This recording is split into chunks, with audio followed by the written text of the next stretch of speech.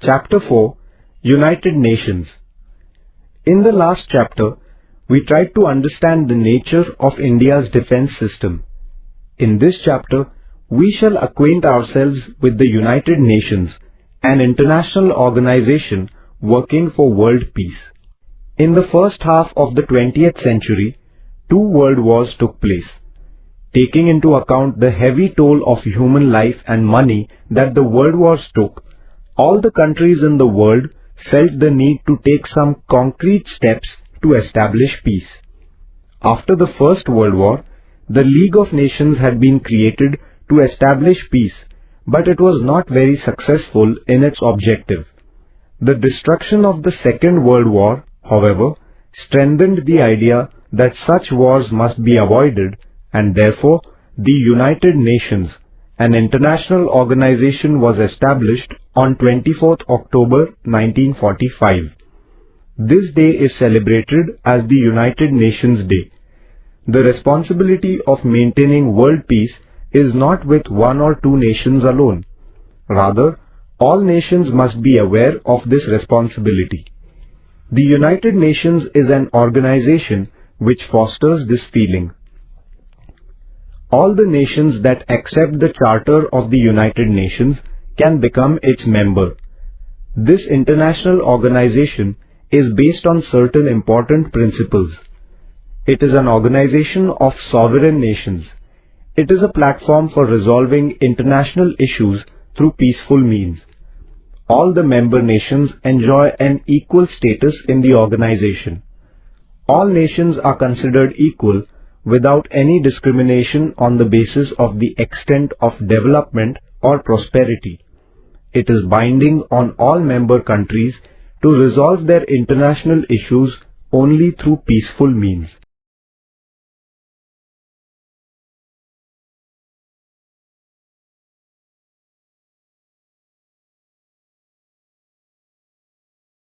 Objectives. The United Nations has certain specific objectives. These are as follows. 1. To enhance international peace and security. 2. To develop friendly relations among nations. 3. To resolve all international issues through peaceful means. 4. To protect and promote human rights and freedom. The United Nations coordinates the activities of different countries in order to achieve the above objectives. United Nations. The 6 main organs of the United Nations are as follows. 1. General Assembly. 2. Security Council. 3. Economic and Social Council. 4. International Court of Justice. 5. Trusteeship Council. 6. Secretariat. The headquarters of the United Nations are in New York, where the main offices of all the organs except the International Court of Justice are also located. The office of the International Court is in The Hague in Netherlands.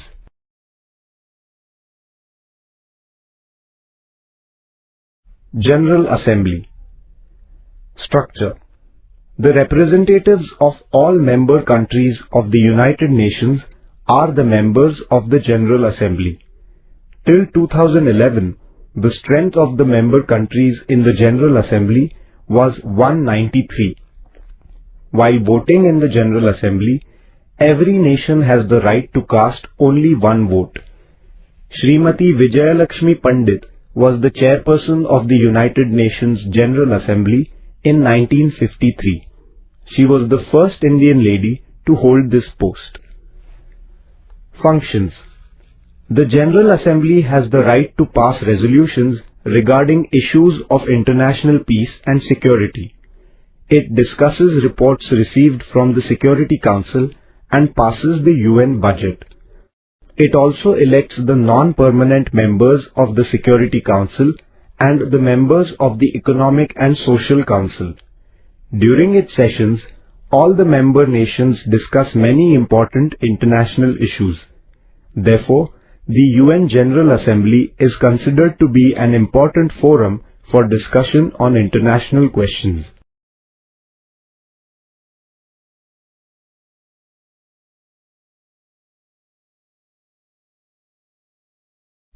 Security Council.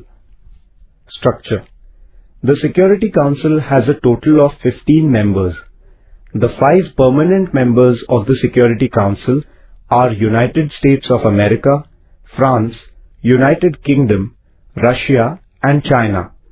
The remaining 10 non-permanent member countries are elected from among the other member countries for a period of 2 years.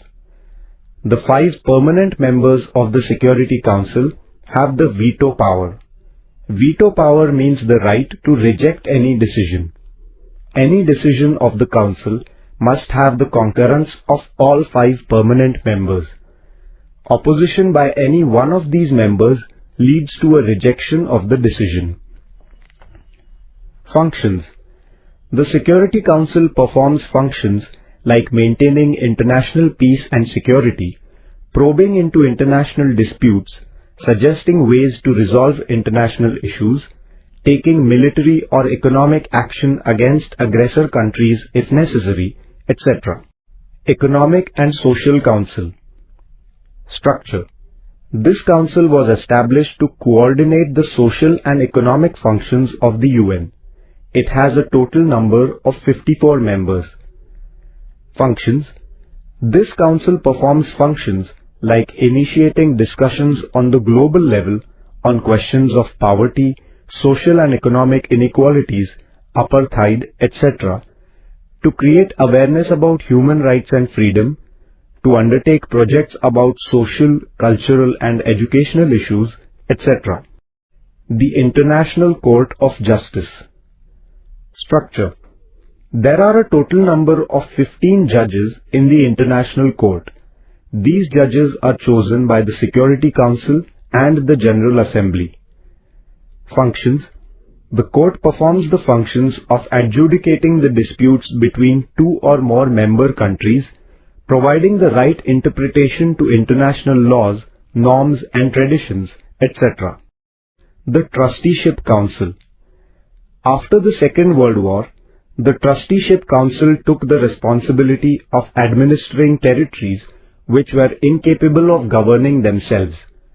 The purpose of this council was to make the people capable of running their own government. The UN helped such territories till 1994. Once the Palau Islands in the Pacific Ocean became independent, the Trusteeship Council was dissolved on 1st November 1994. Secretariat. Structure. The Secretariat has been created to look after the administrative functions of the UN. The Chief of the Secretariat is called the UN Secretary General. The General Assembly and Security Council collectively select the Secretary General for a period of 5 years. Functions. The Secretariat organizes meetings of the General Assembly and Security Council, holds international conferences on global issues, studies important issues like protection of human rights and disarmament, and maintains official records of the UN. It carries out these and other functions under the guidance of the Secretary General. Apart from these 6 major organs, many affiliated organizations of the UN are working in the areas of social and economic development. Given below is a brief introduction to some of the organizations. International Labour Organization, Geneva. Its main function is to try to improve the condition of workers, ensure that they get due wages and their health is protected, etc. Food and Agricultural Organization, Rome. Its main function is to solve the problem of poverty, malnutrition and starvation in the world and guide the process of enhancing food grain production. United Nations Educational, Scientific and Cultural Organization, Paris. The main function of this organization is to promote interaction between different countries in the fields of education, science and culture. It also tries to reduce illiteracy in the world. World Health Organization, Geneva. This organization is engaged in the task of improving the physical and mental health of the people in the world, carry out immunization campaigns to control epidemics, etc. International Atomic Energy Agency, Vienna. This agency has been given the important task of keeping a check on the use of civil nuclear energy, that it will not be used for military purposes, and visiting the nuclear sites in different countries to carry out inspection for the same. Chapter 5. The Functions of the United Nations. In the last lesson, we familiarized ourselves about the United Nations. In this lesson, we will study about the different ways adopted by this organization to establish international peace. We will also try to understand the achievement of the UN and India's participation in it. The Charter of the United Nations spells out the important methods of resolving the international conflicts. Accordingly, international disputes, conflicts and disagreements can be resolved by the two following methods. 1. Peaceful methods. The UN lays a special emphasis on resolving conflicts through peaceful methods. The UN expects that the nations that have disputes or disagreements would solve them through negotiations, mediation, or goodwill. 2. Method of direct action. If the issues are not resolved by peaceful means, then the UN uses the method of direct action. In this method, UN uses the peacekeeping forces of its member countries against the aggressor nations. However, this direct action is carried out on humanitarian grounds. The UN has carried out such humanitarian interventions in countries like Korea, Congo and Somalia to solve their problems. Though the UN has not been completely successful in putting an end to the wars in the world, it has taken a lot of efforts to create an environment which would help in the development of humanity and give a guarantee of peace. The UN has made a significant contribution in the areas of conservation of environment, rights of the children, empowerment of women, etc. UN and the environmental issue. The destruction of the environment at a global level is a serious problem. The UN has put forward many proposals for the protection of the environment. It has organized many important conferences to make the countries understand the seriousness of the issue, initiate a discussion amongst them, and solve the question through their cooperation. In 1972, a conference was organized at Stockholm, Sweden. This led to the finalization of the environmental program of the UN. Thereafter, an international commission was set up on development and environment. It put forward the concept of sustainable development. The organization of the Earth Summit in 1992 was another important step in the efforts for the protection of environment. This conference discussed issues like the depletion of the ozone layer, protection of forests and other natural resources, biodiversity and control over pollution. In the year 1997, an international agreement regarding environment was signed. This is known as the Kyoto Protocol.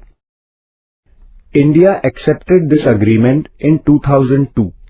She has also actively participated in all the efforts for environmental conservation at the global level. India has given priority to the issue of environmental protection while deciding her economic, industrial, trade and other policies. The United Nations and women empowerment. The UN has supported the idea of the empowerment of women and male-female equality. The UN has declared 8th March as International Women's Day in order to draw the attention of the world towards women's issues and to find solutions to them. The year 1975 was declared as the Women's Year. Not only that, 1976 to 1985, an entire decade was declared as the Women's Decade. This organization has set up training institutes and an independent fund for the development of women all over the world. The UN collects information about the different problems relating to women. On the basis of this, it takes important decisions and implements them. India's participation in the activities of the United Nations. India is a founder member of the UN. She has accepted all the aims and objectives of the organization. India has played a very important role in the peacekeeping functions of the UN. Quite recently, the Indian peacekeeping force in Somalia carried out tasks like digging wells, supplying water, running schools, providing health services, etc. This work of the Indian peacekeeping force is a matter of great pride for us. Disarmament. In order to keep the pace of development and economic prosperity, it is necessary to have peace and stability in the country. For this, disarmament becomes important. Though attempts are being made for international peace, some nations seem to be escalating the arms race. This arms race can create an environment of mistrust and suspicion among nations. Disarmament refers to the idea that international peace can be established if armaments are destroyed, their production is stopped, or there are limits on the use of armaments. In 1959, the UN declared universal and comprehensive disarmament as its objective. India's policy of disarmament. India has supported disarmament and has always responded to the efforts of the UN for disarmament. India has a principled opposition to nuclear weapons because the world faces the threat of a nuclear war. She has supported the policy of nuclear disarmament at the international level. No first use of nuclear weapons is the most important principle of India's nuclear policy. Chapter 6: International Cooperation and Development. In the last lesson, we learnt about the achievements of the United Nations. In this lesson, we will study about international cooperation and development. Globalization has brought about a lot of change in the nature of international cooperation and development. Therefore, we will also be studying the meaning and effects of globalization. The importance of international cooperation. Different countries have transactions with each other in the fields of economy, trade, culture, science and technology, etc. This give and take is known as international cooperation. The aim of this give and take is to help each other and also to carry out one's own development. Since development is a common aim of all nations, they are all interested in international cooperation.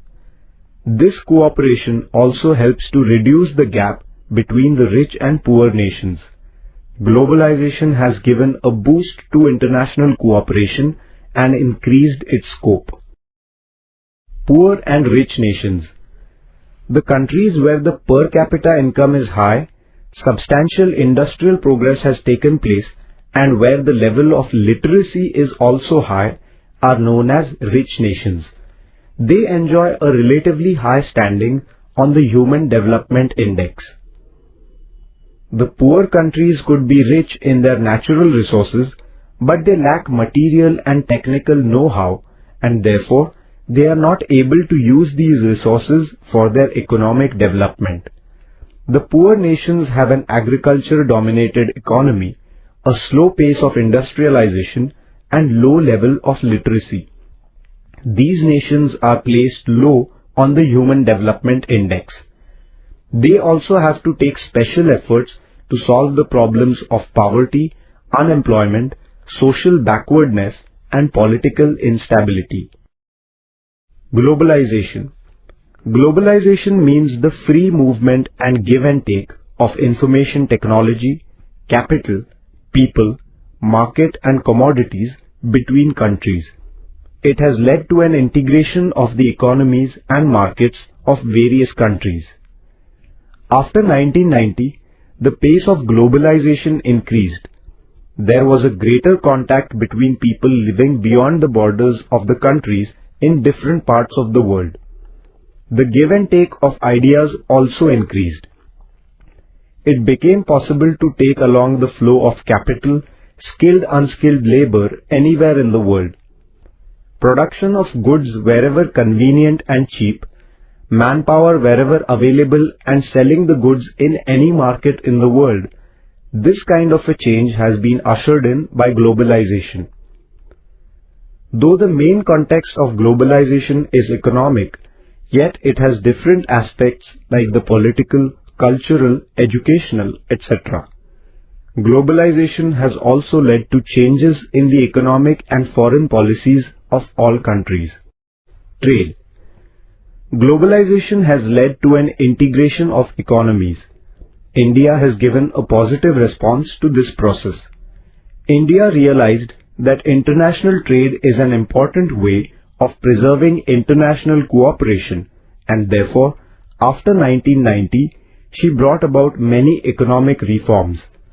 She opened her markets for other countries as also removed restrictions on trade. India also became a member of trade organizations at the regional and international levels. The World Trade Organization was created in 1995 to frame rules for international trade. India became a member of this organization. In this organization, there are discussions and negotiations about world trade leading to formulation of world trade policies. India has been constantly working to ensure that these policies will be beneficial from the point of view of the developing countries. Technology.